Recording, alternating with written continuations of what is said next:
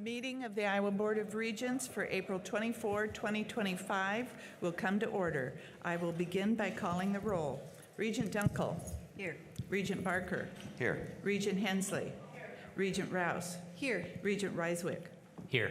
Regent Lindenmayer. Here. Regent Gipple. Here. Regent Kramer. Here. Regent Bates is present. We have a quorum and the meeting can proceed. Are there items the board members would like to remove from the consent agenda for a separate vote? Regent Hensley? Thank you. I don't want to remove an item, but I would like it to be noted that I'm passing on the collective bargaining vote. It's in the consent agenda. Okay. Is that? Yeah, okay. That's all we need. Okay, I'll abstain from that.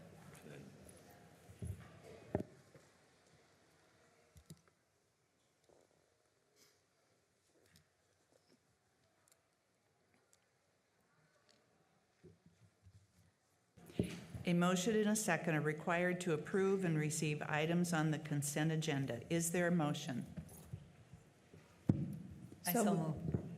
Motion by Regent Dunkel and a second by Regent Rouse. Thank you. Is there any discussion? Regent Barker. Thank you. So, as I said yesterday, I will vote no on the Memorial Union renovation project. I think the regulation and funding of higher education is changing rapidly, and I think it's the wrong time to put future students in debt for this $80 million project. At a time of rapid change like this, I think the priorities and needs of future students might be very different than today's. A renovated IMU is not necessary now. Pausing this project, I think, is a good place to start to prepare for a possible new world with less funding and less competition between universities to build the most lavish amenities. You need to do your...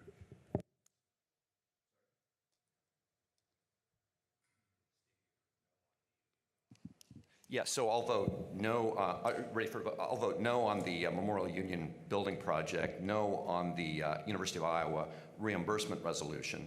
I'll abstain from item J, which is the proposed residence system rates, and I'll vote yes on all remaining consent items. So I'll go ahead with roll call vote then. Regent Reiswick. Yes. Regent Dunkel. Yes. Regent Lindenmayer. Yes. Regent Rouse. Yes. Regent Hensley. Yes, with the one abstention. Regent Gipple. Yes. Regent Kramer. Yes. Regent Bates votes yes. The motion is approved.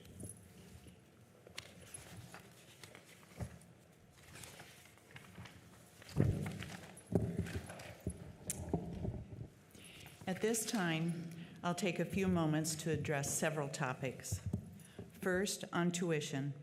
Later this morning, the board will hear a first reading of the proposed tuition rates for the 2025-26 academic year. Rates are scheduled for a second reading and approval at the June meeting. Setting tuition rates is one of the most important things a board does. I have served on the board for a decade, and we have always been thoughtful and deliberative when considering tuition rates. Our board feels strongly that we must continue to do this, weighing the cost to our students and their families, but while also being cognizant of the need to provide the university the resources they need to continue to provide a first-class education. This is a difficult balance, but we take our charge seriously. Related to tuition, I'm establishing a new tuition study group of Regents Hensley and Barker to research the merits of a tuition guarantee program whereby resident students that enroll as freshmen at a Regent university would not see a tuition increase during their subsequent years. The results of this study should be reported to the board no later than the November 2025 meeting. Second, I want to talk about savings and efficiencies. Our board and public universities have been engaged in this effort for many decades, most notably with the Transparent Inclusive Efficiency Review, or otherwise known as TIER. Tens of millions of dollars have been saved or reallocated because of the implementation implementation of tier recommendations, and the savings are ongoing. I am asking the universities to redouble their efficiency efforts so that we can find additional savings and reallocations, much like the Governor's DOGE Task Force is trying to accomplish. Finally, I want to take a few moments for us to recognize Jim Lindenmayer, as this is his last meeting. Jim is a good friend and has been an outstanding regent, and we will miss him terribly.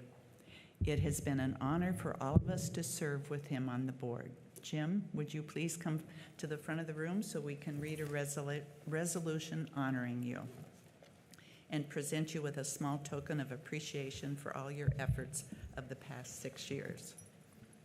Okay, I'm going to sit while I read this. Whereas Dr. Jim Lindenmayer was appointed to the Board of Regents by Governor Kim Reynolds for a term beginning June 29, 2018, was reappointed to the board on March 1, 2019, and his term will expire on April 30th, 2025.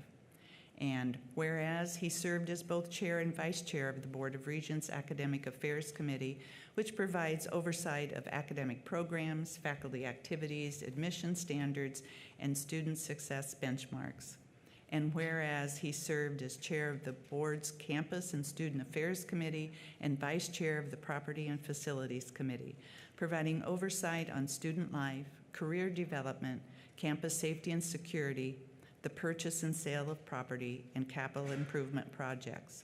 And whereas he has had a remarkable career of more than 50 years as a higher education professional, including 12 years as the president of the Indian Hills Community College and also serving as chair of the National Job Corps Association in Washington, D.C. And whereas he is a lifelong Iowan and over his career has been a fierce advocate for student transfer and student success initiatives, as well as workforce development and training programs, all in service of making a positive impact on the lives of students and the communities in which they reside. And whereas he was active in numerous external commissions, including serving as the board's representative on the Iowa Commission on Volunteer Service, the Iowa Coordinating Council, and the Iowa School for the Deaf Foundation, continuing his impressive efforts to help students and connect education to workforce needs.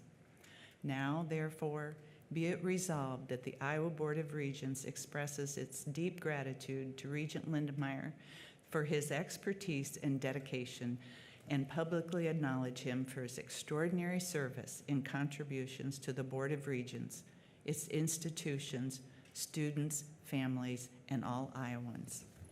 Please join me. Thank you.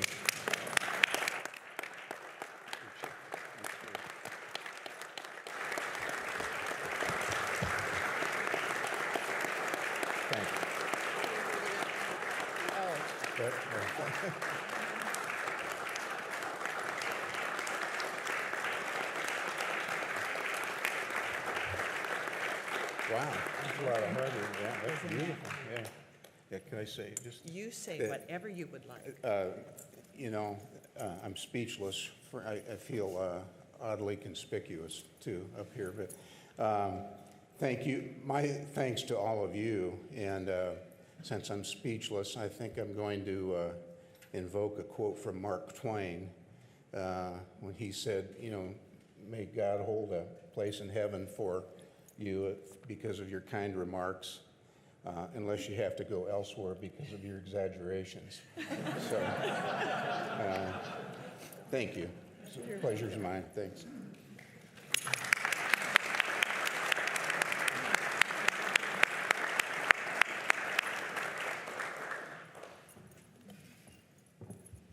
And this is why we're truly going to miss him.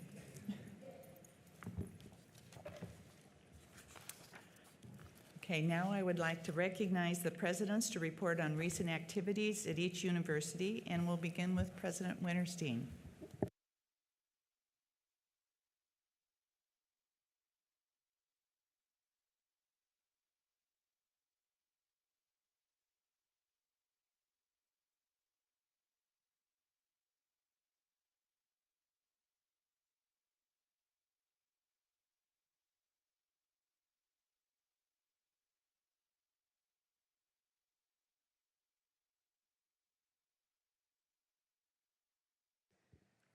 Well, good morning.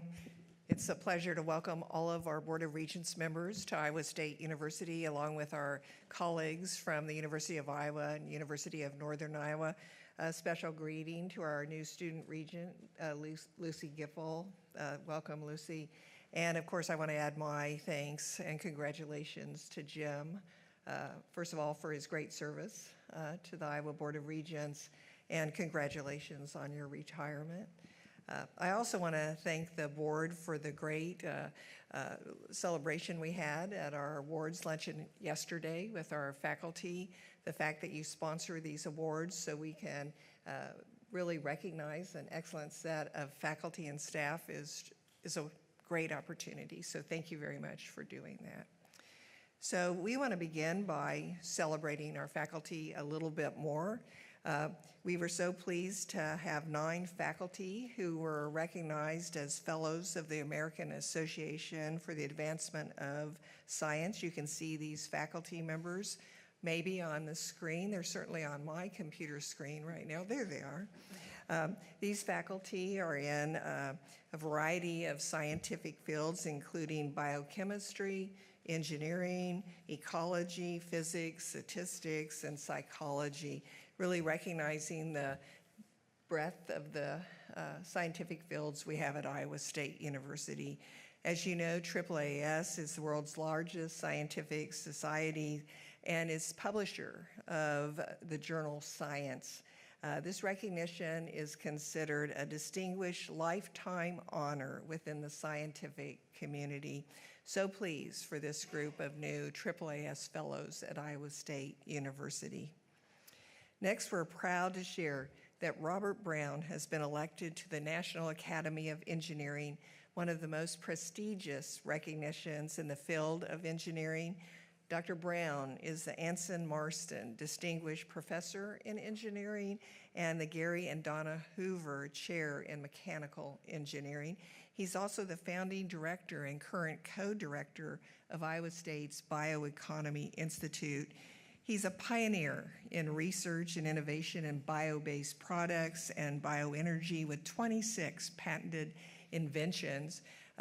His greatest love right now, though, is teaching a class in beer making. And so if you ever want to stop by and enjoy some of his products, we can arrange for that to happen as well. Robert Brown is an extraordinary faculty member at Iowa State University. Well, speaking of inventions, 2 of our faculty members were recently selected for the National Academy of Inventors. Matt Darr, who you've had the honor of hearing from here at one of our Board of Regents meetings, is the John Deere Endowed Chair in Ag Innovation, Professor of Agriculture and Biosystems Engineering. He also leads the ISU Digital Ag Innovation Team, one of the most productive research teams ever at Iowa State University. They hold more than 90 patents and tech transfer licenses and have developed technologies currently used in 60 products sold around the world to make agriculture more efficient, productive, and profitable. So 60 products currently being sold have their products in them. The other is Eric Cochran. Dr. Cochran holds the Mary Jane Skokin Haggison and Randy L. Haggison Professorship in Chemical and Biological Engineering. He's the co-founder of a technology startup company that developed a soybean oil-based alternative to petroleum-based asphalt. Together, they have a combined 141 patents. So 2 great faculty members at Iowa State University. 2 Iowa State students have been selected for the prestigious Goldwater Scholarship. Krishni Bezis is a junior in chemistry. She plans to pursue a PhD in analytical chemistry and aspires to become a university professor. Her research interests are focused on contributing solutions to energy security. Elizabeth Doherty is a junior in biochemistry and plans to pursue a PhD in biochemistry focused on biomedical science. She is interested in a career in disease and drug development research. Her goal is to help develop effective therapies and a cure for Alzheimer's. The Goldwater Scholarship is a premier undergraduate scholarship in mathematics, natural sciences, and engineering in the United States. It's awarded to outstanding undergraduates who want to pursue in careers in STEM research. Well, Iowa State is putting innovation to work as a trusted partner for business and industry across Iowa. I want to highlight one example of a great partnership with a rural Iowa company. Tiefenthaler Quality Meats is an example to highlight. The family-owned business based in Holstein, Iowa, is known for their skinless brats. Maybe you purchased them at Hy-Vee or another local grocer. The company has turned to Iowa State many times for expertise and guidance. The ISU Meats Laboratory offers training and short courses on meat processing, and they've helped the company to innovate new products. And most recently, Tiefenthaler worked with Iowa State's Center for Industrial Research and Service to develop a succession plan for the business, which now includes a team of 20 employees and a new 2,000 square foot addition to their operations. It's an excellent example of our land grant mission, how we transfer our research and expertise out to help Iowa-based companies. So if you haven't been to Holstein, Iowa, take a trip. They have a great store where you can purchase their products. Well, recently I was pleased to join President Wilson and President Nook at the USS Iowa commissioning earlier this month in Groton, Connecticut. Governor Kim Reynolds and former Iowa First Lady Christy Vilsack were also in attendance. The USS Iowa, a fast-attack nuclear submarine, is really a modern expression of the scientific breakthrough that occurred at Iowa State University during World War II, because it's powered by nuclear energy. It was ISU chemistry professor Harvey Wilhelm that discovered the Ames process to purify uranium. It saved the United States in wartime in the race to develop the atomic bomb. Dr. Wilhelm's research laid the foundation for a deeper understanding of nuclear technology, and it was the result of this discovery that led to the establishment of the Ames Laboratory at Iowa State University. His story constantly reminds me of the importance of university researchers and their impact in the times of both war and peace. And so I'm pleased to announce that we have a new director that's been selected for the Ames National Lab. Carl Mueller will start on July 1. Dr. Mueller currently serves as the director of the Program Development Office for the Physical and Computational Sciences Directorate at the Pacific Northwest National Laboratory in Richland, Washington. He earned a bachelor's degree in chemistry from the University of Rochester and holds a PhD in chemistry from the University of California, Berkeley. He will succeed Anne Schwartz, who has led the laboratory since 2014. Next week, we'll hold the dedication ceremony for the new Turkelson Industrial Engineering Building, and I'm so pleased the board was able to tour that building. It's truly an incredible facility. As you know, is made possible by an incredible gift of $42 million from Turk and Joyce Turkelson. They credit Iowa State University for the foundation that they have achieved in their lives. Turk said at the groundbreaking ceremony that Iowa State University made him, and that's something you love to hear from every alum from the university. This facility will truly transform the way that we provide an education to industrial engineers at Iowa State. So we're deeply grateful to the Turkelsons and all the donors that have provided gifts to support this capital project. It includes a recent gift from the Sukup family and Sukup Manufacturing for an advanced manufacturing laboratory and a lab shop within the new facility. Well, construction is officially underway for the first building at Sci-Town. Last week we had the groundbreaking for the McFarland Clinic. This 78,000 square foot facility will anchor the southwest corner of Sci-Town. It will offer primary and specialty care, including sports medicine, physical medicine, rehabilitation, as well as radiology, MRI, and urgent care. It will complement the services that we provide at Teelan Student Health Center. It's projected to open in late 2026 or early 2027. And as you know, SciTown will include a total of 8 buildings for retail, restaurant, office space, concierge suites, conference center hotel, and an outdoor amphitheater.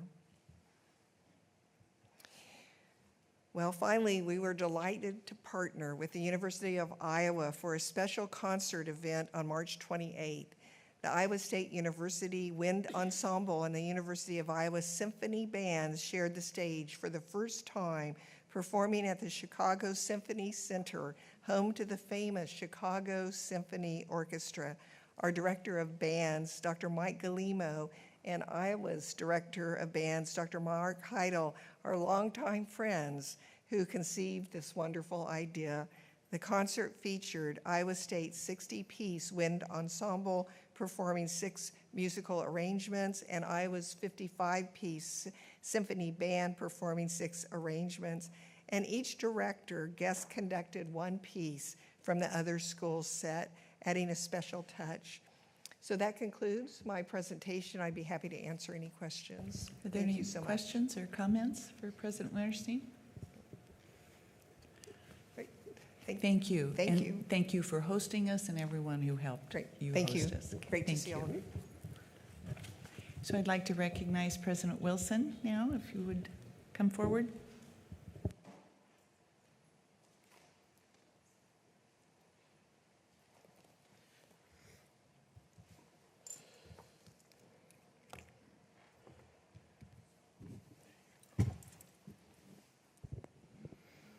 Good morning. President Bates and I got the white coat instructions this morning, so just wanted to point that out. And yes, Robert, there will be examples of this for men too, so eventually it's going to be a uniform. We can find one. Yeah. Thank you all for providing us with an opportunity to give updates, and special thanks to Wendy and her team for hosting us, and Wendy for giving out shout out to Iowa in many of your slides. So it just underscores the partnerships among the Regent universities. When we travel to Chicago and to Connecticut and elsewhere, it's a great team, and even people think we compete all the time, but we actually work together a lot more than we compete. So Regent Lindenmayer, I'm going to miss you a lot. Everyone else is too, but I just want to call out your dedicated commitment to students. Again and again and again, every time we've had issues before us, you bring up their voices, their needs, and their perspectives, and I'm going to miss that a lot. So thank you for all you've done. This morning, I'm just going to do a few updates, and they're going to focus primarily on people. Decided to focus on how we recruit and retain and make sure we're a place where we support our people. And I'm going to talk mostly about faculty and students in this set of comments. First, I'm going to start, you heard this already from Wendy, but we really are excited about any time a faculty member is named AAAS Fellow. Iowa State had great for them. We had 4, and we're thrilled with that. And just a little more background, I mean, this is probably the largest scientific society in existence in the country and in the world. It's been around since 1874, and this year they named 471 fellows. So to have any number within that is a huge testament to the excellence and strength of our faculty. You can see the 4 that we had named this year at the University of Iowa. And I have to give a lot of credit to our provost, Provost Kregel, and his team, because they've been much more purposeful in figuring out how to set up an office, identify talent, get nominations out. There's a lot of behind-the-scenes work involved in these. They don't just happen. And I think we're being a lot more purposeful and strategic in our efforts to get our faculty out in front of these national associations and make sure their work is acknowledged. The nice thing here you see is we've got multiple colleges represented: Carver College of Medicine, College of Dentistry, and 2 from the College of Liberal Arts and Sciences. So great recognition for our faculty. We also continue with our Mid-Career Faculty Award. This is an internal award that we started 4 years ago. When I came, I said we've got to do some pipeline work, and this has been a really popular and I think effective program. Every year we award roughly four of these, and we bring these folks in. They're tenured associate professors, so they're right after promotion, and they will be noticed nationally by a lot of our competition. They're ripe for poaching, and we don't want them to leave. So this award kind of grounds them and keeps them connected to Iowa. It's a 3-year award with some modest funding for help for their research, but I think even more importantly, they begin a process of mentoring and professional development that we provide. We meet with them for lunch. They have mentors assigned to them. And what we really want them to think about is, okay, now you're a tenured professor. What's the next stage of your career going to look like? How can you begin to give back to the institution in ways that you haven't been able to during the time that you've been working really hard to achieve tenure? So it's been a great program. We've had at least 2 faculty tell us that they were on the cusp of accepting calls from other institutions, and when they got this award, they decided not to return those calls. So we consider this a really successful investment in our younger faculty. We are working constantly on supporting our faculty through philanthropy, and right now we have 423 named positions across the institution. That includes named deanships, named chairs, named professorships. And these awards are also critical to faculty. They provide research funding to develop new teaching opportunities, and then many of them involve a small stipend that gets added to the salary. So this can be a really important part of how we retain the best and the brightest of our faculty. We've had tremendous success during the campaign. You all know we're in a big campaign right now. So just a 24% increase in the funding toward these professorships in 1 year. So a lot of our donors and our friends are stepping up and recognizing that we depend on faculty talent, and we have to make sure we support the best and the brightest. So again, this is a central part of our campaign, our Together Hawkeyes campaign, which at some point I'll update you on as well, but not today. We also support students, and I'll maybe start with the bottom part of this slide and say that our philanthropy is really dedicated a lot to people. And so one of the things we've been trying to help our donors and friends appreciate is how important support for students is. And what you can see is that just in 1 year alone, we raised $34 million in philanthropic support for students. And you can see on the graph that's a tremendous uptick. Partly it's because it's a central focus of our campaign, but I think more and more our friends and donors are recognizing that we need to support our students. So we've had a huge increase in the amount of money that we're spending towards student merit, student scholarships, 19% since last year, and it's a big part of our campaign as well. The result of that is that we can proudly say over and again that 52% of Iowan undergraduates graduate from the University of Iowa with 0 debt. And when I say that even to our donors and friends, they gasp because there's so many hostile and negative stories, and rightly so in some cases, of students with great amounts of debt. But if you really look at the statistics and not examples, you can see that a public flagship institution like ours is supporting our students and trying to keep our costs down. Now, the other 48% do graduate with debt, and the average among them is $28,800. We'd like to get that down, so that's part of what this campaign is about. It'd be nice if we could get that below 25 or maybe even closer to 20,000. But if you think about that as an investment in your future, it's still a reasonable amount of debt. It's not 100,000. It's not some of the stories that you're hearing out there. So I just can't say enough about the work that our fundraisers are doing and our donors and friends to support our students and to make college affordable. As a result of that, our students have great success. And so I like to remind all of us, including the folks that work on our campus, that 95% of our Hawkeyes are employed or have plans for continuing education within 6 months of graduation. Another story you don't hear enough about in the media. And that is high percentage across colleges. Some people are surprised when they see how high we are, regardless of what your major is. So please pay attention. Of course, nursing is among the highest because we have a shortage of nurses across the country, but really high percentage rates across all of our colleges.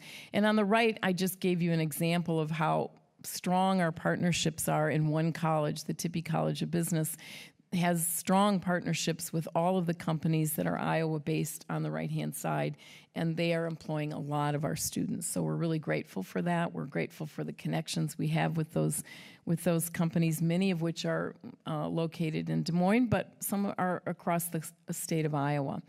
And, you know, when we talk about debt load and we talk about students investing in higher education, we also remind everybody that a college degree is an investment for a lifetime. Statistics show us over and over again that if you have a college degree, you're going to earn over $1 million more than those with a high school degree over the course of your career. And it really doesn't matter what major you have. That is true. So among many other benefits of a college degree, it is an investment in lifetime earnings. The last slide I have is something that's just a fun example, and I think some of you know about this because we shared it with you offline, but this is an example of philanthropy that comes to you sometimes unexpected and in ways that really benefit our students. In this case, we had, our College of Nursing had a little ping from an association called the Bedford Falls Foundation. It's on the East Coast, and they have a tradition and legacy of supporting colleges of nursing, and they heard about our #1 college-ranked public college of nursing programs and connected with us. And so sure enough, we sent them some information, and they came out for a site visit in early March, spent the day and a half with us. I met with them. They met with lots of folks in nursing. And the very next day after they left, they came back and announced a $3 million gift to our College of Nursing. And it's the first College of Nursing west of the Mississippi that has received support from this foundation. Their support is all about students, so 120 scholarships per year will be allocated because of this gift. And they also learned about our SIM training, our mobile nursing unit that goes around the state to train EMT workers and others, and gave some of the money toward that as well. So I think they started thinking maybe 2.5, and then when they learned about the SIM project, they upped the gift and want us to support that as well. So it's a great example of how philanthropy makes a difference in the lives of our students and in the lives of the state of Iowa. And that is the end of my slide. So I'm happy to answer any questions or elaborate on anything I mentioned. Are there any questions or comments for President Wilson? All right. Thank you, President Wilson. I'd like to recognize President Nook now. Originally from Holstein, so he knows.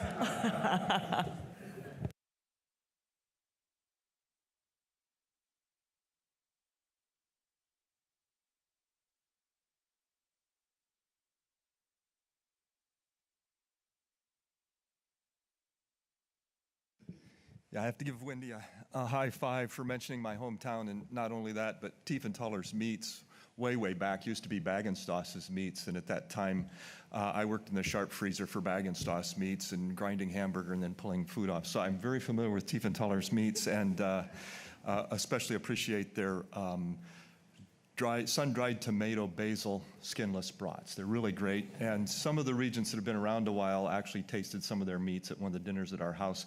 The smoked pork chop, you may remember.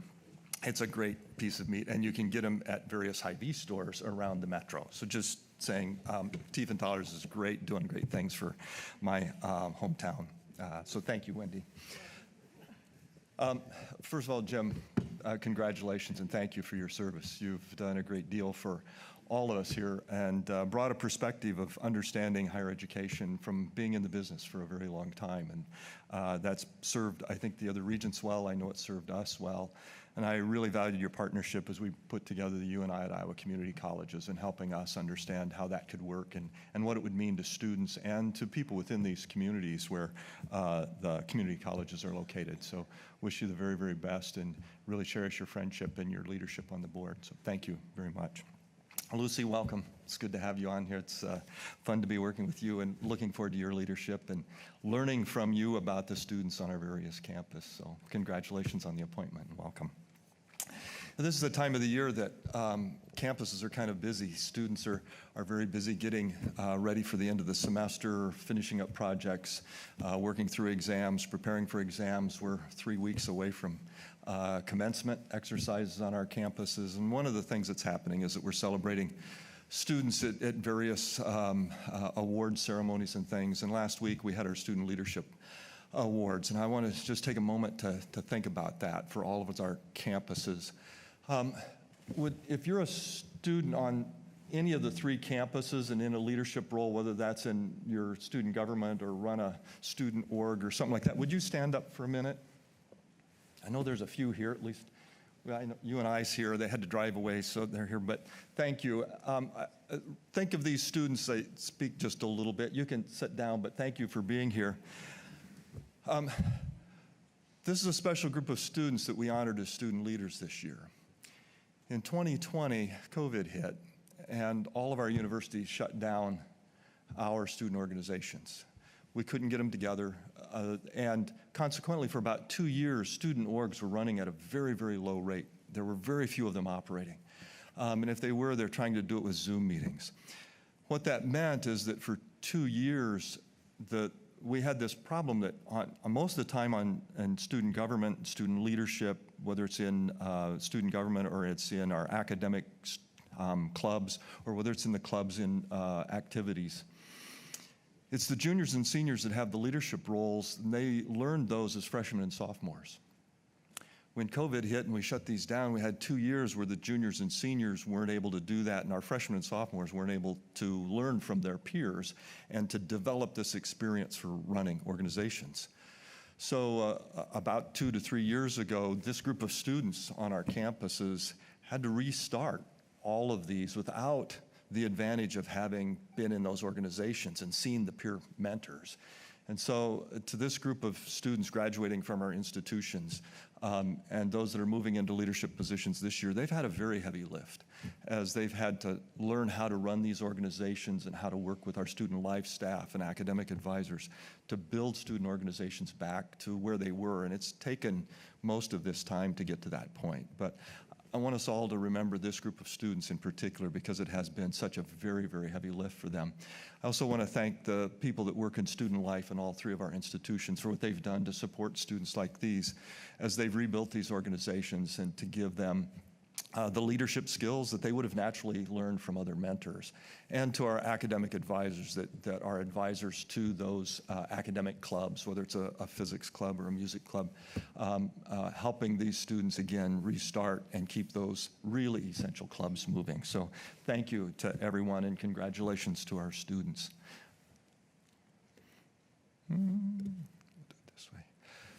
Well, we had a little ribbon cutting up at the University of Northern Iowa a couple of weeks ago, and I want to thank 5 of you for being in attendance with that many. I think we probably needed to notice that as a Regents meeting since we had more than a quorum, but it was good to have the 5 of you attend that meeting, Regent Barker and Kramer, Rouse, Hensley, and Bates. Thank you for your attendance. You know, this is really a tremendous facility, and I want to say thank you to all of you as Regents for what you did to help us get to this point. Approving the building plans, helping us with the funding efforts at the legislature, raising $40 million from the legislature, continuing to help us as we reached out to private donors to raise additional funds. This was what a wonderful celebration. Jim Kesey from Estes Construction was with us to talk a little bit about the impact this will have on the construction management business, but also the impact on our construction management students. And Fabio Castro, who is the new leader of John Deere Waterloo Works, to share a few comments about the importance of applied engineering, not just to John Deere, but really to the manufacturing businesses across the state and the supply chain that they need within John Deere and all of our other major manufacturers. I want to emphasize that, you know, as easy it is to think about this as a ribbon cutting and celebrating this building, we really are celebrating the students that are going to be educated here and the faculty and staff that will use it. Buildings are great, but it's what happens inside those buildings and the interactions between faculty and the interactions between students and students that delivers the education. We need the buildings and we need great spaces and we need the equipment to be able to do that. But ultimately, it's the people that make these things happen. And the dedication of the faculty and the staff in our applied engineering, construction management programs is valued on our campus and valued across this state and much beyond. Our construction management students are highly sought after, and we have a 100% placement rate with those students at excellent wages. Our applied engineering students are moving into technical positions and engineering positions, not only across the state, but in states around the state of Iowa as well. So this building will really help us attract more students and better faculty as we go out for searches. It'll be easier to get students, faculty to accept those positions given the upgrades in equipment, upgrades in these facilities, and upgrades in the offices that the faculty will actually have in this building. So remarkably proud of what this facility will mean for our institution because of its impact on students and on faculty and staff in the future. So thank you for your support in getting to this point. I want to introduce Stuart Carter. Stuart is our newest Chief Applied Engineering Administrator. Stuart comes to us most recently from John Deere. He had just retired as a John Deere engineer, had spent 34 years with John Deere, has a bachelor's degree in mechanical engineering from Southern University A&M and an MBA from UNI. He worked with John Deere. He worked in engineering, he worked in manufacturing, he worked in operations, he had leadership roles in logistics, really brings a wealth of experience to us. And since we are an applied engineering program, really working carefully with manufacturing businesses around the state of Iowa, his credentials with John Deere, his background in understanding what John Deere's looking for, what other manufacturing organizations are looking for in engineering and engineering technology people, really help us move this program forward in a very, very big way. Stuart has also worked on the advisory boards for the Wilson College of Business over the last several years. He's also been on the advisory boards for Big Brothers and Big Sisters in the Davenport area and on the National Society for Black Engineers. So we're very excited to have Stuart on our campus. He had one son that wrestled for Iowa State, and he had a son that worked for us, went through our program, and was just one of those student leaders that we recognized recently a couple of years ago. But very excited to have Stuart on our campus. I want to talk a little bit about athletics. It's been a pretty incredible year for us, and so often we focus on individual athletes, but I think it's important to think about teams and think about what they do away from the mat or the court or the field or the pool. Just a few examples here. Our men's wrestling team this year had a season that it really is unmatched for the University of Northern Iowa. We finished number 9 in the nation this year at the NCAA tournament. And for a small school, that's a remarkable finish. We were one of 4 schools that qualified all 10 of their wrestlers for the NCAA tournament. We ended up with 2 All-Americans. One of them finished second, and one of them finished fifth. Parker Keckeisen is finished second this year. He's a 5-time All-American. He finished first last year, second twice, and third twice. Just a remarkable young man. He ended the season this year 28-1. He never lost a Big 12 meet. Dual meet match or tournament match in his entire career. Just a remarkable young man, construction management major, and it's just fun to sit down and talk with him about where he's going and where he's headed. Cale Happel placed 5th. Cale is from Lisbon, Iowa, and another just remarkable young man. His approach not just to wrestling but to his studies. He's a finance major and graduates this year as well. In addition to this, they finished second at the Big 12 tournament this year, just narrowly missing the first place by 4 points to Oklahoma State. Had more champions, Big 12 champions than any other school. We had this year, the thing though that I think the coach is most proud of, we're most proud of, is that this team had 12 academic All-Americans, the most in the country. No other school had as many academic All-Americans on their wrestling team as the University of Northern Iowa. And that's part of the reason that Doug Schwab, our coach, was named the NWCA Wrestling Coach of the Year. He had not only a remarkable season on the mat, but these student athletes had a remarkable season in the classroom. And majors across the gamut: biology, finance, kinesiology. Just a remarkable program that Doug has built on our campus, supporting the students, not just as wrestlers, but as young people, and helping them develop. So congratulations to Coach Schwab and Parker and Kale and the entire team. It was a remarkable season. Our volleyball team continued to roll as they have for years. This year they finished 26-8. And won the MVC regular season as well as the tournament. And at this point, they have now won 42 consecutive matches against MVC opponents. The last time they lost a match was in 2022. Bobby Peterson, our head coach, was again named Coach of the Year. She is, no one else comes close to the number of times she's won the Conference Coach of the Year in the Missouri Valley Conference. They went to the NCAA tournament and were playing, they won their first round game against Florida, and then they played the University of Louisville on the University of Louisville court. And they took them to 5 sets, and in the 5 sets, it's supposed to end at 15. It went 22-20 before they lost that match. It was talked about throughout all of the rest of the matches of the NCAA tournament that was they were that close to ending up in the Sweet 16 and ultimately the Final Four. The University of Louisville that they lost to ended up the runner-up on their home court. So it was just a phenomenal match to watch, but it was the whole season was just an incredible season for this team. So congratulations to the volleyball team. And finally, I'll mention the UNI men's track and field team and the coaches there as well. The men won the indoor season this year for the MVC again.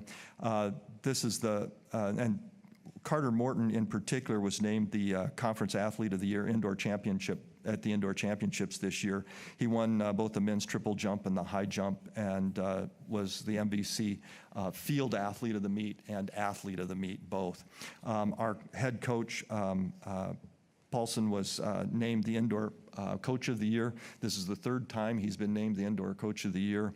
He's been named Outdoor Coach of the Year 3 times, and once he was the Women's Coach of the Year for cross country.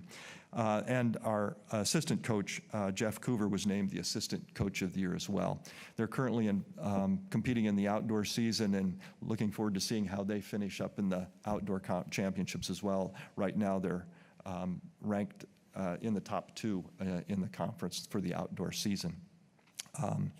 Jeff Coover did go on and compete at the NCAA indoor meet as well, and he finished 5th and earned All-American status in the heptathlon.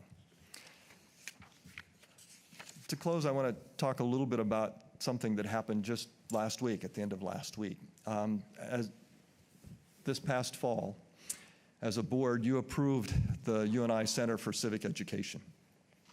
And that center, as you know, has been operating without the official designation for a little bit. And one of the things that they were able to bring back this year that has been absent from our campus since before COVID, just before COVID, was a naturalization ceremony.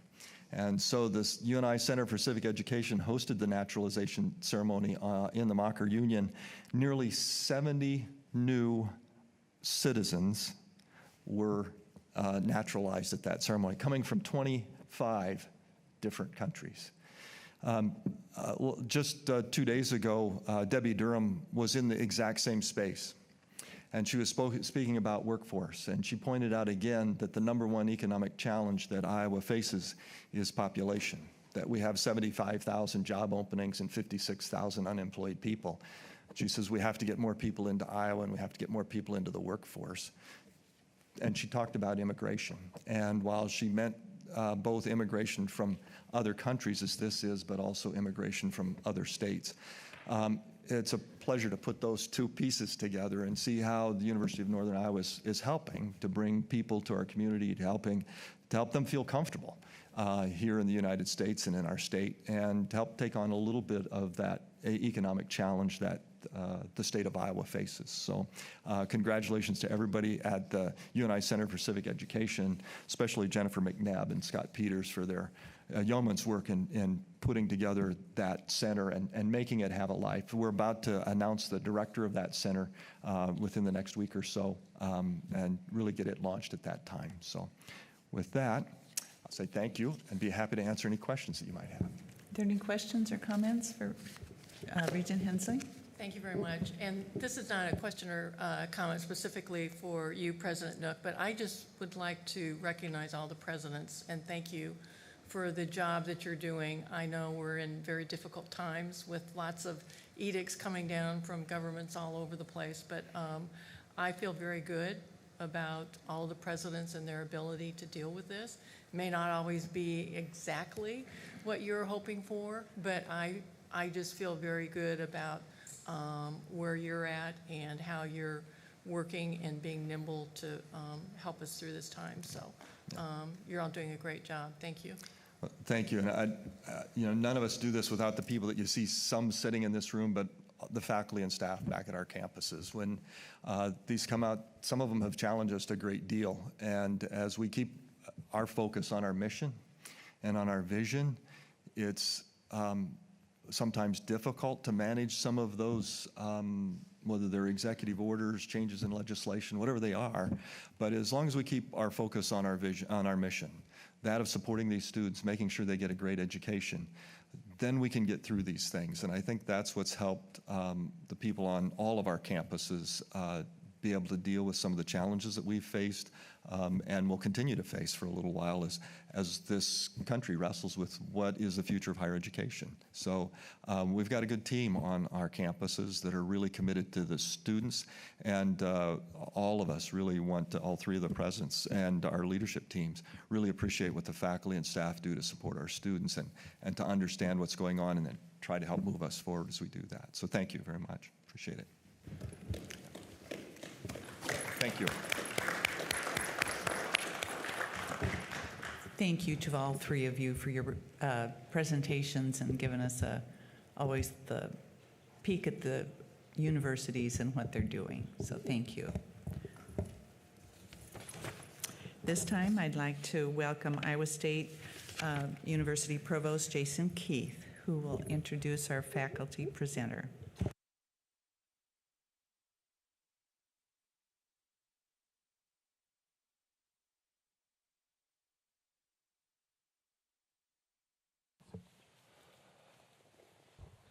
Good morning. It is my pleasure to introduce the April faculty speaker, Dr. Nigel Rule. Nigel is an associate professor and associate chair in Iowa State's Department of Chemical and Biological Engineering, my home department. He also serves as a Stanley Chair in Interdisciplinary Engineering, and listen to this title, Professor in Charge of Deep Tech Venture Creation Program in the College of Engineering. Isn't that cool? He also serves as Associate Director of Research and Tech Transfer for the Chemergy 2.0 program, a National Science Foundation funded initiative. A former technology scout for DuPont, Nigel is also the founder and president of two companies, Zymosense Incorporated and Scroot Laboratory Incorporated, which received first place in the 2021 John Papajohn Entrepreneurial Venture Competition. Nigel holds a bachelor's degree in chemical engineering from Brigham Young University and a PhD from MIT. He has received numerous honors. I won't belabor them, but suffice it to say, Nigel is one of our brightest research stars. Outside of the lab, Nigel is also involved in the College of Engineering Start Something initiative. And with that, I'll turn it over to Nigel for his presentation. Great, thank you for that. Thank you for the opportunity to share about some of the work we're doing. So specifically, I'm going to discuss some of the research, but tie it into the technology transfer efforts that we're doing and the impact that that's having. So, of course, disclosure, I am a member of multiple companies, the two that were mentioned by Jason, and then one that got acquired a couple years ago. So of course, I need to give a big thank you to the team that I work with. None of this I do alone. So I've worked with very talented students, both graduate students and undergrads, who've made this all possible, as well as a very supportive department and university and college. So the three that I want to touch on, we'll probably only have time for maybe one, maybe partial on the other two, are these research projects that went into companies. So first will be the work we do with resonance sensors, some of the work we do with scalable cell-free expression, and then lastly, these enzyme nanoprobes and how they've gone from an academic project to something that actually is making impact in the world. So I'm not going to go deep in the science, but just as an overview, resonance sensors, they're a radio frequency coil that are sensitive to changes in permittivity. And we take advantage of that by putting materials on top that are responsive to different things we want to sense. So this whole project was kicked off by a grant, as most are. And so from the National Science Foundation, we received this award, which allowed us to interface with industry. So we worked with Dow and DuPont, thinking about how these resonance sensors could be used in various applications. And it was one of the very first awards I got, and was very formative for that fact. We did many different projects, spanning from working with enzymes to materials, to human performance. So we had a project with firefighters here locally and nationally looking at sweat monitoring. We did wound healing, so we had smart bandages that we worked with 3M, being in an ag-centered area. We also did agriculture projects, so looking at soil moisture deep in the ground. And during the pandemic, as every sensor group did, we thought really hard about the problem at hand and thought about a mailable, cost-effective sensor that could detect viruses. And all of this work came about, but there was one specific side project that got our attention.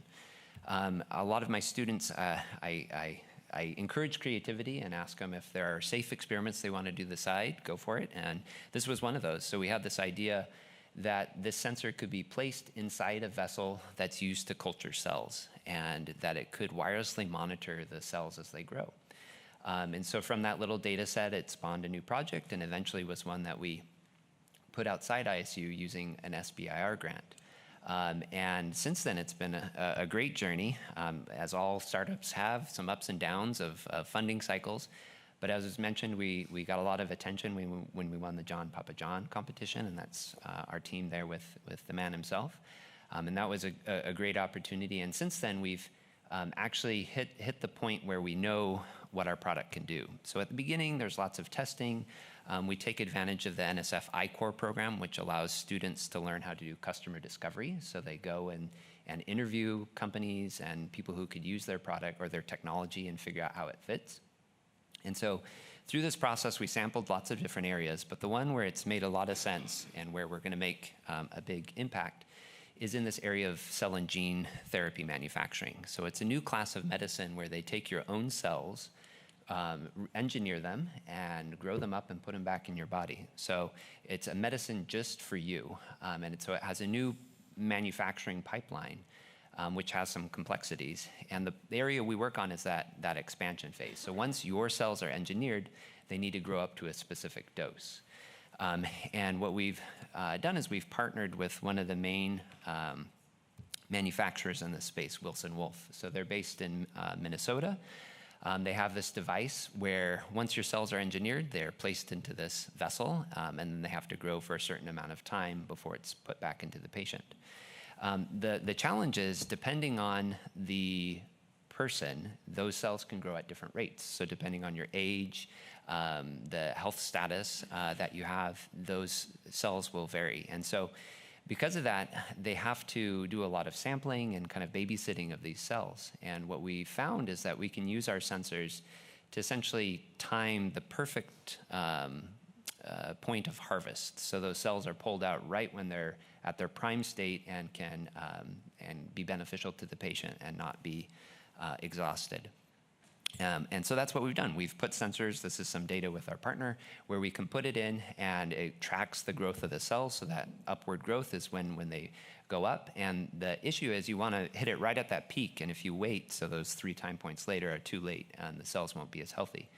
And so you can think of this as a really fancy turkey timer. It goes ding, and you know exactly when you need to pull it out. And so you can take it, and now they can scale this manufacturing. So we're excited this partnership has gone full scale.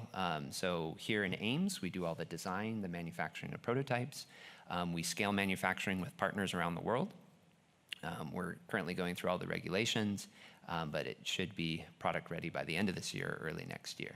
So this is an example of something that started here at Iowa State, has gone all the way through the tech transfer process, and is now impacting patients. So just a couple sound bites on other ones. We had this project in cell-free expression. So this is a way to rapidly prototype proteins.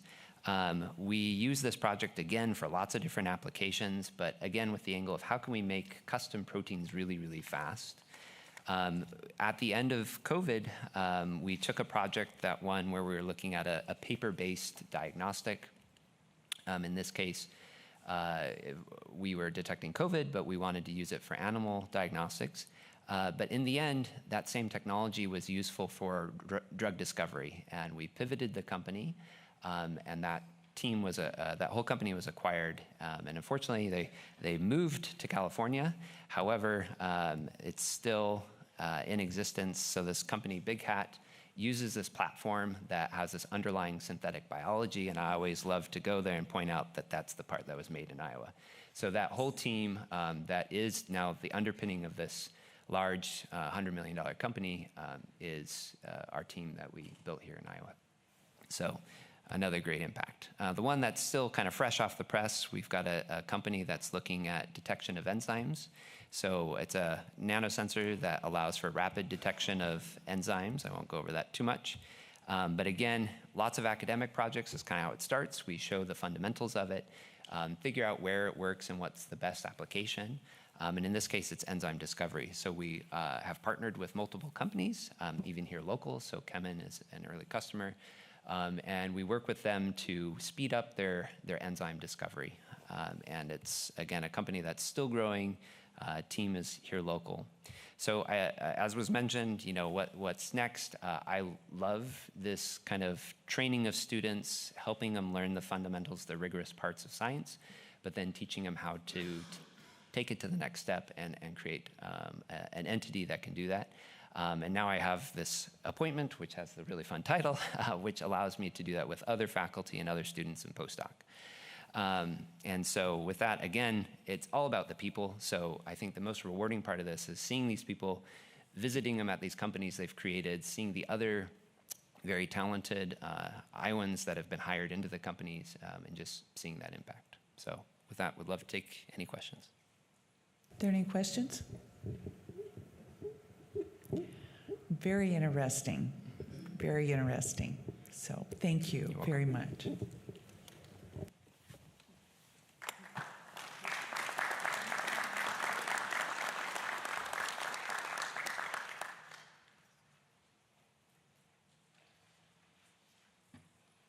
I'd like to recognize Board Counsel Amy Clays.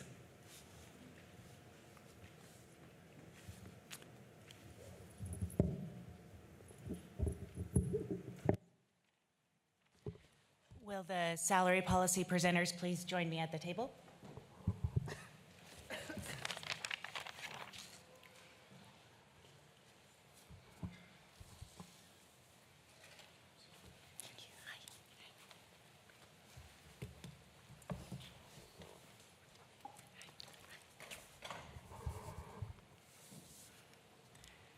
Thank you, President Bates. Each university has groups of faculty and staff that are not organized for collective bargaining purposes. Representatives from these groups have been invited to provide presentations on FY26 salary policies. The first presenter is Caroline Sheeran, representing the University of Iowa Faculty Senate. Thank you. Thank you for giving me the opportunity to speak to you today about my amazing colleagues at the University of Iowa. My name is Caroline Sheeran. I teach at the College of Law, and I am the president of the Faculty Senate. Over the past year in this position, I have had the opportunity to interact with many of my colleagues who work in the 12 colleges on campus.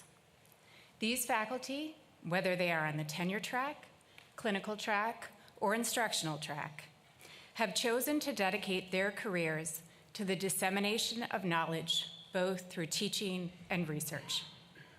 You'll just have to believe me when I say that the reason we do this work is not because we are looking to be highly compensated. The doctors, lawyers, and engineers who draw a paycheck from this institution could be making far, far more money in the private sector. Let's look at my own example. I started practicing law in 2000. Today, 20 years into my teaching career, I still don't make as much money as I did that first year in law practice. And I'm not even adjusting for inflation. If we did that, and it pains me to say this, my current salary would be less than half of what I made as a first-year attorney.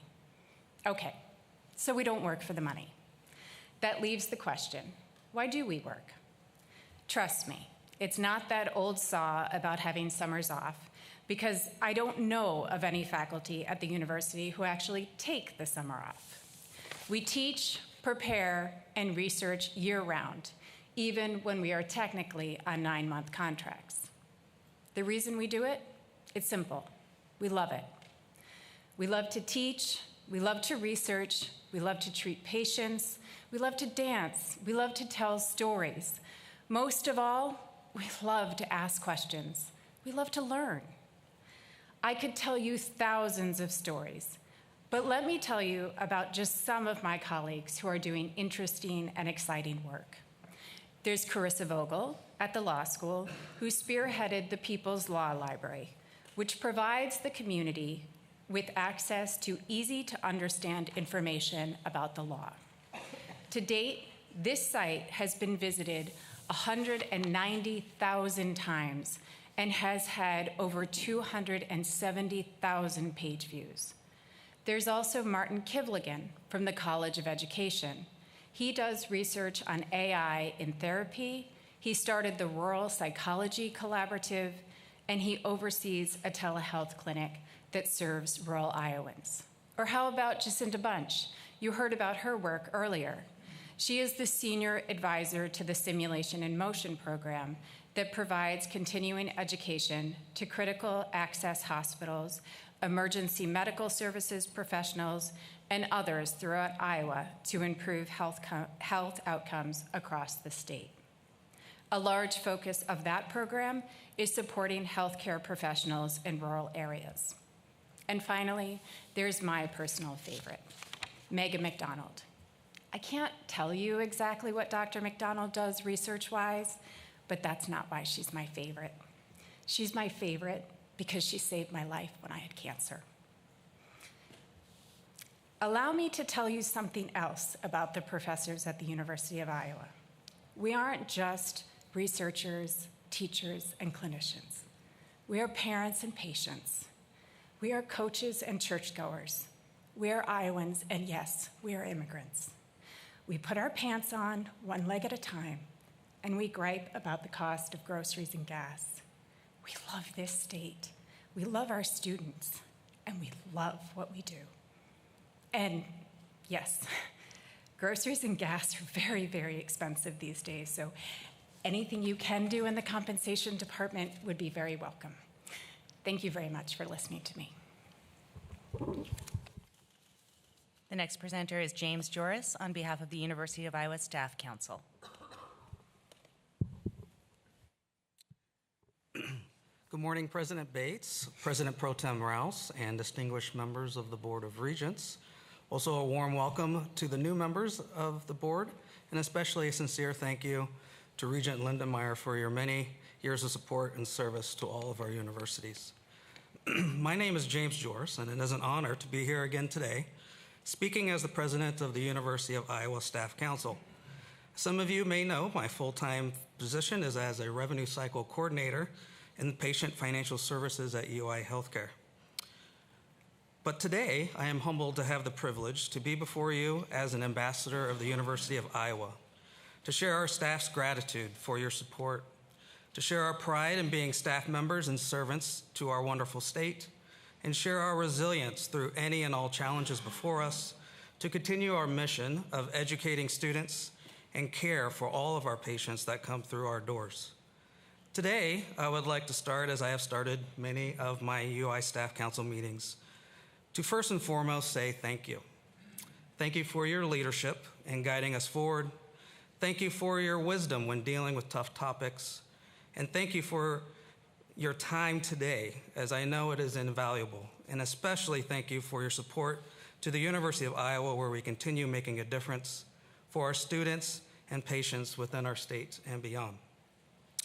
Now, I started my journey with University of Iowa Healthcare back in 2001, first as a student employee, and I'm in the same department as I am today in patient financial services, where now I'm a coordinator. Even from the start, in the early days of my journey, I could tell there was something special here. From my initial trainer and now manager, Angela Colbert, to my associate director, who thankfully had the wisdom to hire me way back then, to all the staff that I come in contact with each and every day, I could tell there was something to be proud of and something that I wanted to be a part of. It was more than just a place of work, but it was a community. Even back then, I felt that sense of joy and pride, and that has never waned or faded. I still have pride in being a UI employee. My family still has pride in telling others that I am a part of the UI community and a Hawkeye. And I continue to have pride in being a part of an institution that gives so much back to our students and our staff, our faculty, and state. I'm especially proud of our university. We have amazing students who will go on to change the world. We have tremendous alumni all across the nation who are proud to give back to their home, the University of Iowa. We have incredible faculty who are shaping and growing our future leaders of our state and nation. And we have extraordinary leadership who mentor and inspire us all, and who have made our university a destination that all want to be a part of. And notably, we have spectacular staff who affect student and patient lives each and every day, that reach all 99 counties of Iowa, and who have immense pride in being a part of the University of Iowa. That pride by our staff of being a Hawkeye keeps that safety officer protecting our campus even during those early morning hours. That pride is clearly evident in our wonderful nurses who care for our many patients that visit us every day. That pride encourages that front desk person to be there to provide information and direction to all trying to find their way. That pride spurs that researcher forward in trying to find solutions and cures that could change the lives of many Iowans and Americans. That pride is visible in the customer service person working to help a patient feel at ease. And that pride is visible in the many, many staff behind the scenes making it all work. That pride is what sustains us. It's why we all feel the pride in what we do, where we work, and the state we represent. That proud staff helped make the University of Iowa become the #1 public university for writing across disciplines. That proud staff helped make our College of Nursing the #1 public nursing school in the country. That proud staff helped welcome and take care of the 1.3 million patients who visited our main campus and clinics across the state. And it's that proud staff who helped serve the over 32,000 students who enrolled last fall. But we are not just a proud staff, but we are a resilient staff that adapt, push forward, and continue to go over and above any expectations on a daily basis in pursuit of the mission of our university to educate future leaders and care for our patients where they are truly changing medicine and changing lives. It's that resilience from people like Alexander Obrozov, who is a researcher working to find a cure for diabetes, who goes above and beyond his daily duties by coming in even on nights and weekends to monitor this life-changing work. It's resilience in people like Jennifer McGinn, who mentors, guides, and manages a groundbreaking program for college-age students with intellectual, cognitive, and learning disabilities to make that transition to the next phase of their life, where her key driver has always been student success. And it's also this resilience in the continued pursuit of our mission and people like Amber Scoff, who works in patient billing and UI healthcare, that takes the extra time to get off the phone, to meet one-on-one, face-to-face with our patients, to guide them in their post-care options and provide comfort in their time of need. The work that Alexander, Jennifer, Amber, and the thousands of staff just like them is invaluable. It's that resilience and dedication that helps us to continue to be on the cutting edge of science and technology, continue to provide accessible healthcare to Iowans all across 99 counties, and continue educating our state's future leaders. So today I ask for your continued support for our university and for our staff, for your continued support for our hospital and clinics that serve patients from every corner of the state with excellence and dedication, for your continued support for our university mission to educate and create future leaders for our state and country, for your continued support in continuing to advocate our state legislators for their support in higher education initiatives at our public universities. And again, lastly, I ask for your continued support for the 9,300 professional and scientific staff, from researchers to nurses to counselors to office managers to frontline workers, who are all so impactful to the success of the University of Iowa and in turn the subsequent effect that success has on our state. The analogy I was grateful to share last year when I was here was that as one enters and crosses the state border, they see the sign, "Welcome to Iowa, freedom to flourish."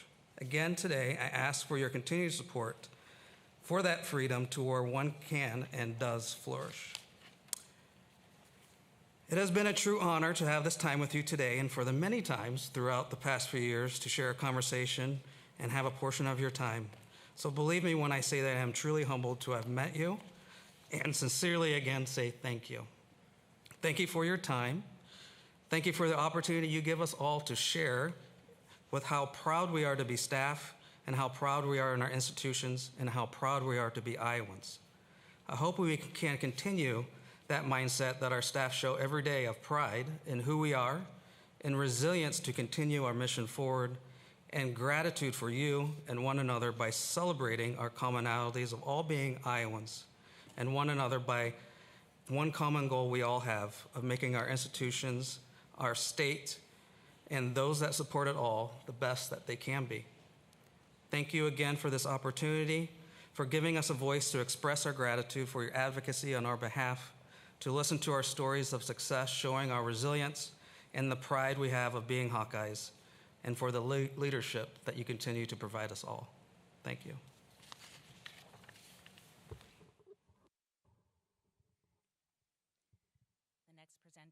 The next presenter is Megan Gillette on behalf of Iowa State University Faculty Senate.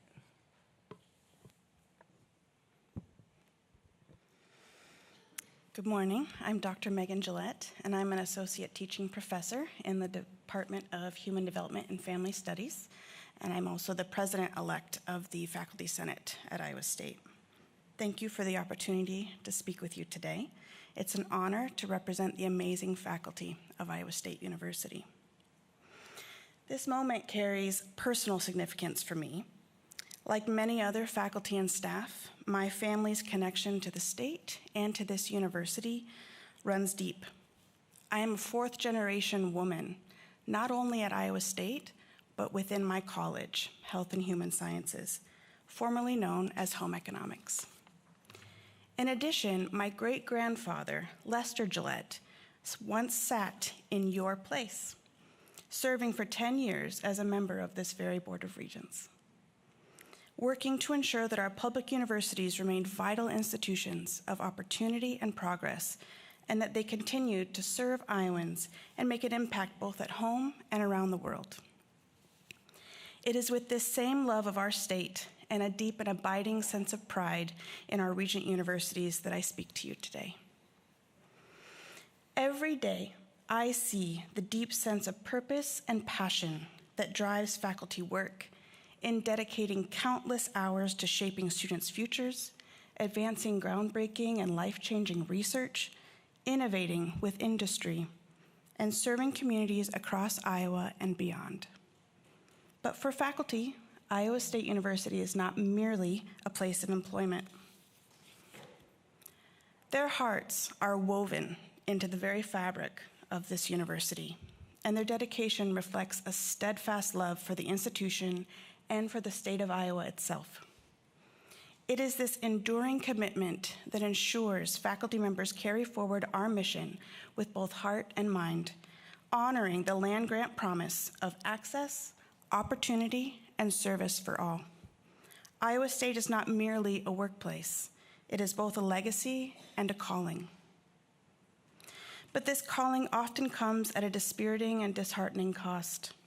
Faculty face financial pressures, including rising health insurance premiums and salaries that have not kept pace with inflation, despite minimal raises. For some, the health insurance premium increases are higher than the salary increase. So in essence, they take a pay cut. Providing competitive salaries and benefits to faculty helps to sustain the partnerships and programs Iowans receive from Iowa State University. When faculty leave due to other states' abilities to provide competitive salaries, it's not just the university that suffers, but the entire state.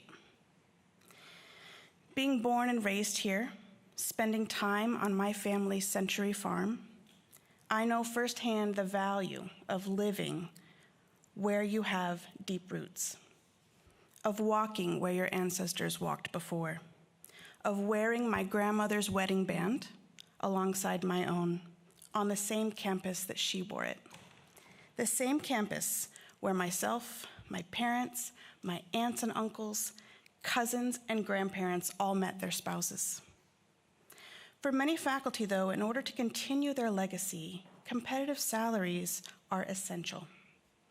By investing in faculty, we honor their dedication, sacrifices, and enduring contributions, ensuring Iowa State continues to be a cornerstone of innovation and pride for Iowa and beyond, now and in the future.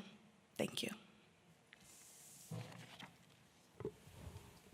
The next presenter is Jason Follett on behalf of the ISU Professional and Scientific Council. Good morning. My name is Jason Follett, and I am the president of the Iowa State University Professional and Scientific Council. Professional and Scientific is the largest employee group at Iowa State. We are also the only Regents employee group that can be found living and working in all 99 counties across the great state of Iowa. To modify a historic slogan used by WHO Radio, Iowa State Professional and Scientific cover Iowa from border to border and coast to coast. Therefore, it is truly a cyclone state. The Professional and Scientific Council exists to be an advocate for professional and scientific employees within Iowa State's shared governance philosophy. Professional and Scientific Council over the years has been proactive when it comes to workplace challenges, and we continue to take the initiative today to share the professional and scientific perspective with Iowa State's senior leaders. We have encouraged them to collaborate with us in partnership just as they seek the same in return on workplace challenges they see. Over the years, the Professional and Scientific Council has been involved in efforts to increase opportunities with childcare and maintaining hybrid work. Yearly, our Compensation and Benefits Committee produces a valuable report. The Professional and Scientific Council also has representation on the Employee Benefits Advisory Committee and other key university committees and searches. We even responded to the need and created an affordable yearly professional conference exclusively for professional and scientific.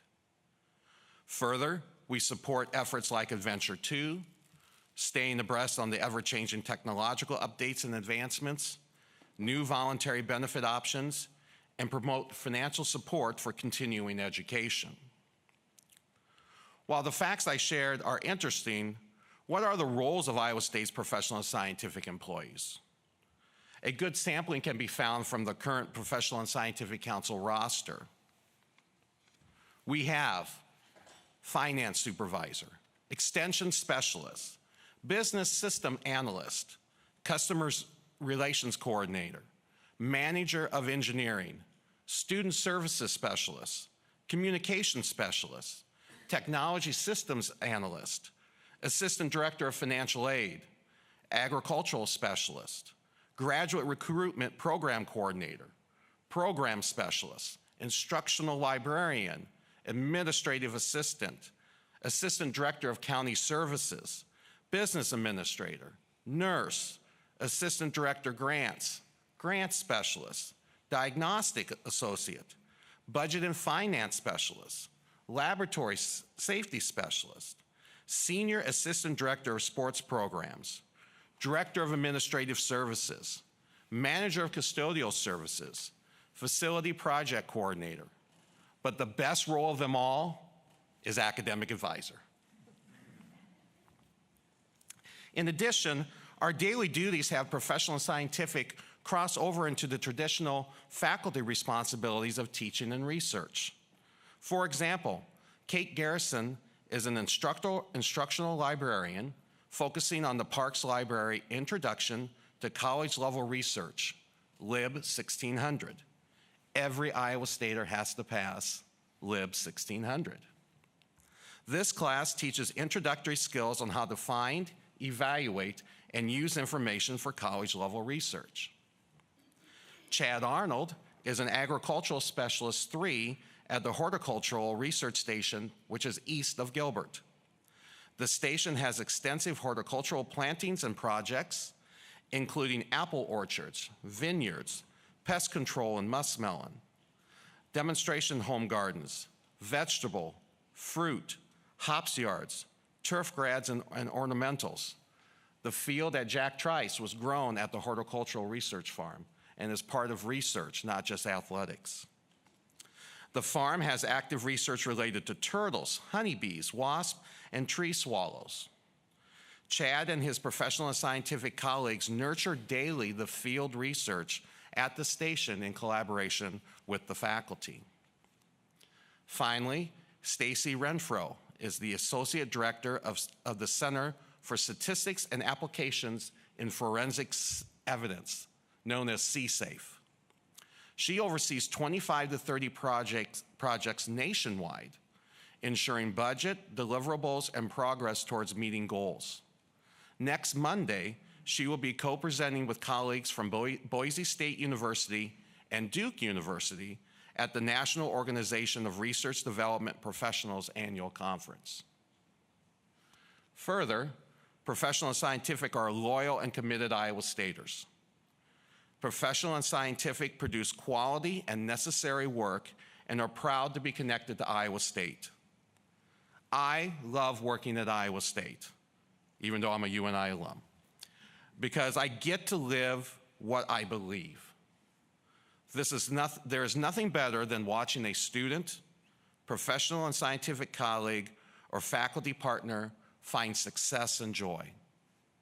We are built for purpose. Working at Iowa State gives us purpose, and everyone has talents to share. The loyalty and commitment by professional and scientific at Iowa State is nothing new.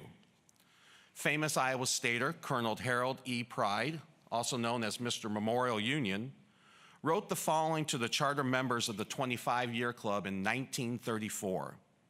It still resonates today. Quote, "Staff members have served the college as long as you have come to personify the college to her alumni. Buildings and land do not make a college. It is the men and women of the staff who make any college." As you can see, professional and scientific are a very key cog in the daily operations and success of Iowa State University. However, Iowa State's key cogs continue to loosen each year and threaten the high-quality individuals presently at Iowa State and those we recruit to join our ranks as students, faculty, and professional and scientific. We greatly appreciate the efforts of the senior leaders at Iowa State, along with the Regent State Relations Officers and associated Regent staff. We praise the Regent's proactive legislative preparation and focus each fall. Finally, we applaud the creation of the Regent's Legislative Committee this past February. However, these efforts are not enough. The Regent's enterprise continues to see flat or decreasing state funding when compared to inflation, annual tuition increases in an attempt to fill the gaps, aging and outdated facilities and infrastructure not meeting current and future needs, and most importantly, salaries are not keeping pace. Therefore, the Professional and Scientific Council has a challenge for each member of the Board of Regents. Be a stronger advocate and partner with Iowa's political leaders on both sides of the aisle. Just as we expect our elected officials to be responsive and engaged, the Professional and Scientific Council humbly requests that Regents themselves be more active and visible beyond these meetings and through staff and press releases. Get out and be proactive versus reactive and inactive. Meet them in the political arena and their home base. Have encounters with the political leaders throughout the year. Share the impacts and value Iowa State and our sisters accomplish each day. Finally, Iowa Staters have sadly been feeling undervalued for some time. Hence, in part stronger, the importance of investing in fellow Iowans. Because as Colonel Pride said almost a century ago, quote, "It is the men and women of the staff who make any college."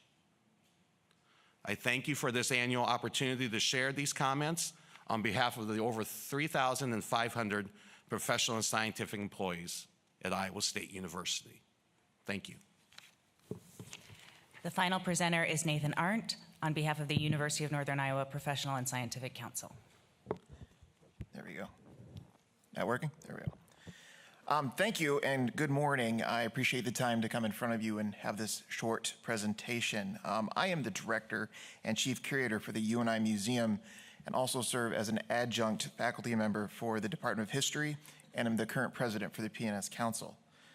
I appreciate your time and to speak on behalf of our 631 members who are very passionate about what we do at UNI in a very different way. We work across 5 different divisions, and I will be referencing them here. I want to give a little bit of background to where I'm going, and I know President Nook has mentioned this, but I feel it's important to maybe bring it back up. UNI has taken major steps forward to prepare our students for the rigors of the workforce, and we've taken a very innovative way of growing that same workforce at a time when there's major job openings across the state and not enough people to fill them. Most importantly is the new workforce, the recruitment model that we're setting up for in-state tuition with the 6 surrounding states, hopefully bringing in new students. Right now, our number is from 443, and our goal is to get to 3,101. That is projected over a 7-year period. That is a substantial increase in what we're trying to do at UNI. UNI is uniquely positioned to boost statewide numbers as we see very high levels of students remaining in-state after graduation. In-state graduates remain at 86%, and those who attend from out of state remain at a 43%. Pretty impressive numbers, really. By making UNI an access institution of higher education, we are building future workforce for the state of Iowa, something that we all know we need desperately. In addition to the implementation of this is the UNI at IACC. Spelling, so I will just spell it out. This program connects community colleges from across the state of Iowa, allowing students completing their associate's degrees to earn their bachelor degree at a distance through UNI. These degrees are in high-need areas of the state, including elementary and early childhood education, accounting, criminal justice, and business management. By reaching many non-traditional students, including those over 25, that's 51% of those numbers, and first-generation students, 48%, UNI is directly responding to the workforce needs of the state. Once again, something we know we very much need. Closer to home, the UNIQ program based in Waterloo partners with campus and the community to create programs for low-income and first-generation students. Their mission is to develop a relevant educational program to alleviate inequalities of education opportunities in urban environment, improve communication, and make university resources accessible for the community. Just like the previously mentioned groups, community outreach and workforce development are at the forefront of the minds of our UNI administration. On campus, we're responding to these calls as well with the creation of a new Department of Nursing and Public Health, preparing practice-ready graduates for the state, and a new and updated Applied Engineering and Technical Management program, where classes will take place in our state-of-the-art labs, where you'll work with the latest tools and equipment to put engineering principles into practice. Not theory only, but practice as well. While these changes are great for the state and provide for our future, the question here is why, as a PNS staff, are we following these changes, and why do we care? The reality is that PNS employees are critical to the success of these programs. Our on-campus staff engage with faculty and with the students daily in the planning. On the daily planning, development, and implementation of the projects I spoke of earlier. In addition, the 34 members of our UNI Foundation, those people responsible for finding both the money to support student success and campus and to create these programs, are all PNS members working tirelessly to improve our community. Within my own working world, 2 of the cornerstone classes for museum studies is being taught by PNS employees, with a new PNS hire coming through the archives to assist. At UniQ, they incorporate 23 PNS members, and the teaching and engineering department has many, many more getting added very frequently. Out of the 631 mentioned PNS staff members, 294, or 47%, serve in academic advancement as either teachers or teaching support. In addition, another 81 PNS members ensure the student life on our campus is conducive to this successful learning environment, often really not seen as much as they should be. PNS staff members at UNI are an integral part of making our university the robust and healthy living, learning community that it is. And by showing better support for this employee group, you are helping both the students that we interact with and overall the state of Iowa. While it often goes unnoticed or unmentioned, many in this group feel they are often ignored, written off, or overworked. Their drive towards student success is what keeps us passionate about our work. And I encourage you, the Board of Regents, to pay more attention. Think about what the staff members are doing for the state, and think about the numbers that are serving within these divisions as our workload increases daily to benefit both the state and our students. Thank you. Are there any questions? Thank you, all of you, for your heartfelt words today.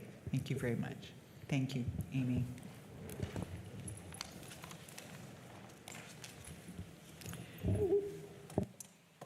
We'll take a 10-minute break and then come back and start right in again.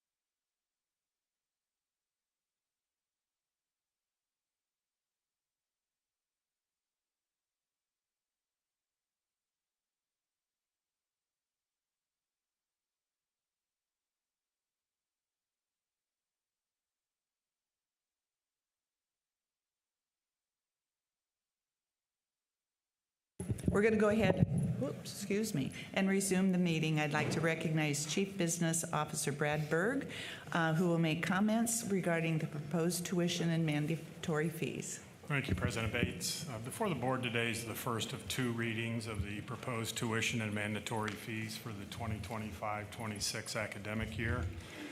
The proposed base undergraduate resident tuition rates include a 3% increase for the University of Iowa and for Iowa State University. UNI's proposed increase is 2.7% for undergraduate residents. The proposed annual rate for next year is $9,565 at Iowa, $9,530 at Iowa State, and $8,792 in Northern Iowa. These are increases of $279 at Iowa, $278 at Iowa State, and $228 at UNI. The docket also includes varying rate proposals to other student categories such as non-residents, graduate and professional students, and differential rates for certain higher cost programs. Also included is an itemized list of the mandatory fee proposals for each university, and with that, we'd be happy to respond to any questions. Are there any questions or comment for Brad? Thank you. Thank you.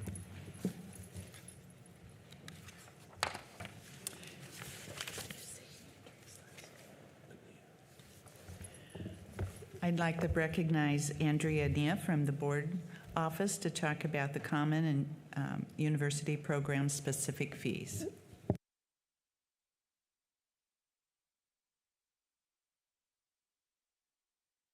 The agenda item on common and university program specific fees contains a list of fees that students pay only if they use those services. The cost recovery is the exact charge of the fee. On page 1 is a list of the glossaries. If you'd like to see a description of each fee, you can go to that link. Changes are highlighted in blue in the tables on pages 2 through 6, and the following pages are justifications for all of those changes. Are there any questions, comments for Andrea? All right, thank you.